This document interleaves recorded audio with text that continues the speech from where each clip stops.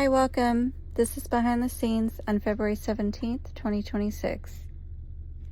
This is a real-time reflection from the writing process of my memoir. Today something surfaced or resurfaced from the past. A friend request from someone connected to a season of my life that carried tension and confusion. When I saw the name, I felt my body before I thought about it. There was no anger, no panic, just a quiet awareness that asked me to pause.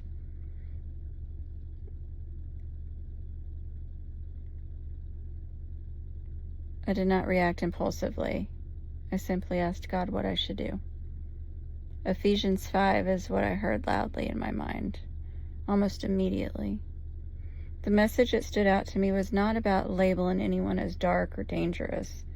It was about walking carefully, living in the light, and choosing alignment. It reminded me that discernment is not dramatic, it's steady, it's clear, often quiet, but can be loud at times. I guess it just depends on the situation. Anyhow, there was a period in my life when I tolerated environments that felt misaligned because I did not yet trust my internal warnings. I was still learning the difference between connection and entanglement. I was still learning that leaving does not require explanation and that boundaries do not require hostility.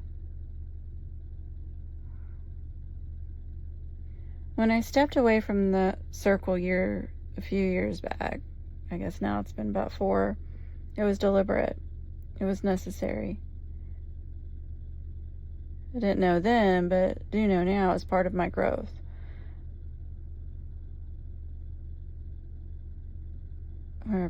Or a test of my obedience.